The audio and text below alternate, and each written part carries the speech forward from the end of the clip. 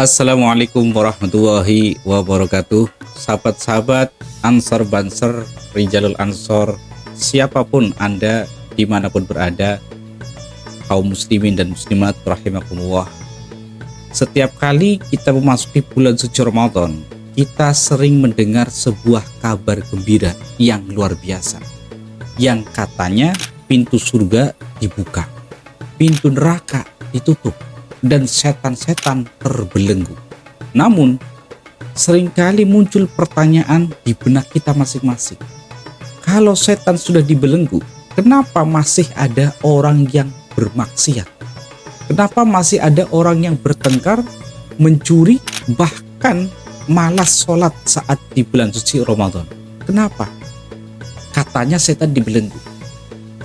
Nah, mari kita bedah hal ini berdasarkan dalil yang sahih agar ibadah kita didasari oleh ilmu, bukan sekedar ikut-ikutan. Landasan utama mengenai hal ini adalah hadis yang diriwayatkan oleh Imam Bukhari dan Imam Muslim. Bahwasanya Rasulullah SAW bersabda, "Idza dakhala Ramadan, futihat abwabul jannati wa ghulliqat abwabun nari wa sulsilatis syayatin."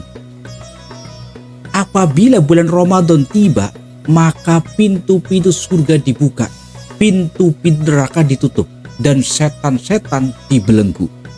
Ini hadis riwayat Bukhari dan Muslim yang jelas kesahihannya. Adapun dalam riwayat lain oleh Imam At-Tirmidzi juga pernah disebutkan secara lebih spesifik lagi, bahwasanya wa maradatus syayatin, yang artinya adalah yang dibelenggu adalah gembong-gembong setan atau iblis. Gembong berarti dedengkot ya. Dedengkot-dedengkotnya iblis atau setan yang paling durhaka, itulah yang dibelenggu oleh Allah Subhanahu wa taala. Lantas, mengapa kemaksiatan masih terus terjadi selama bulan suci Ramadan? Nah, sahabat-sahabat sekalian, para ulama seperti Al-Imam Al-Qurtubi pernah menjelaskan bahwa dibelenggunya setan bukan berarti kejahatan hilang secara otomatis, secara total, hilang langsung 100%. Tidak.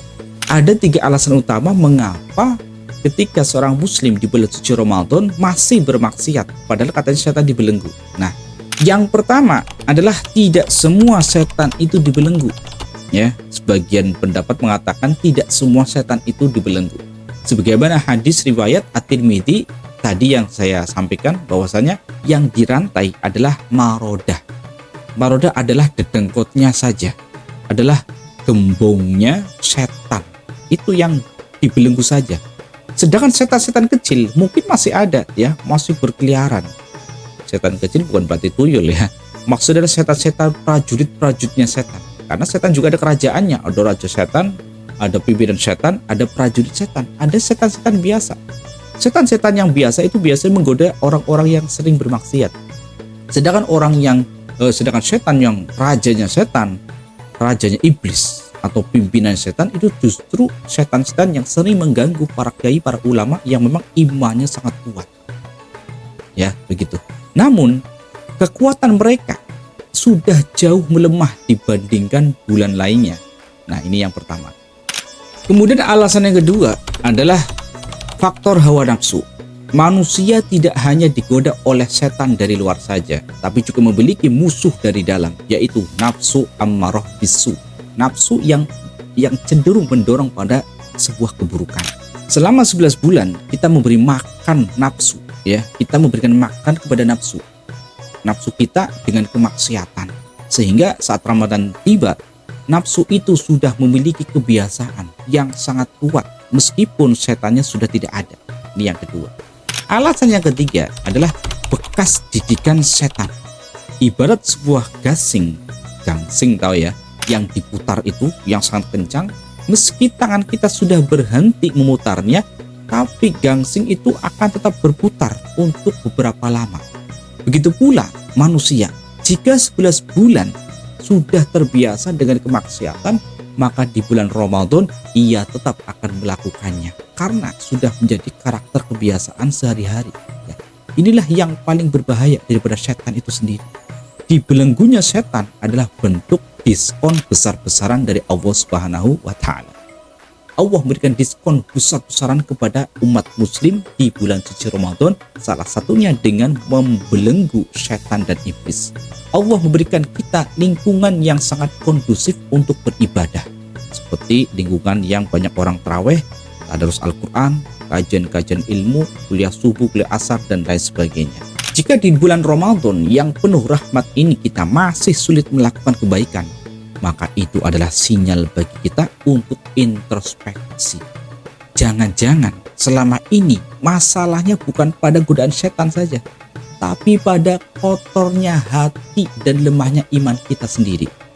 Bulan Ramadan adalah saat yang tepat untuk menjinakkan hawa nafsu kita. Jika setan sudah dikandangkan atau dikerangkeng oleh Allah SWT, maka tugas kita sekarang adalah mengandangkan hawa nafsu kita, mengkerangkeng hawa nafsu kita sendiri dengan cara berpuasa, menahan lisan, dan memperbanyak zikir, bacaan Al-Quran, dan sebagainya. Nah, sahabat sekalian, mari kita manfaatkan momen ketika musuh luar kita sedang dirantai ini untuk fokus memperbaiki diri.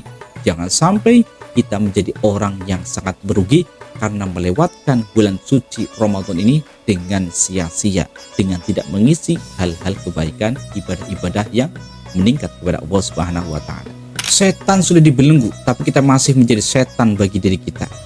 Ya, kita masih menjadi setan bagi diri kita sendiri melalui maksiat yang kita buat-buat, melalui maksiat, kesalahan, perbuatan yang sering kita lakukan. Ya, semoga Allah SWT menerima amal ibadah kita dan menjadikan kita hamba-hambanya yang selalu bertakwa kepada Allah Subhanahu wa Ta'ala. Nantikan kultum Rijalul Ansor selanjutnya, mudah-mudahan bermanfaat. Assalamualaikum warahmatullahi wabarakatuh.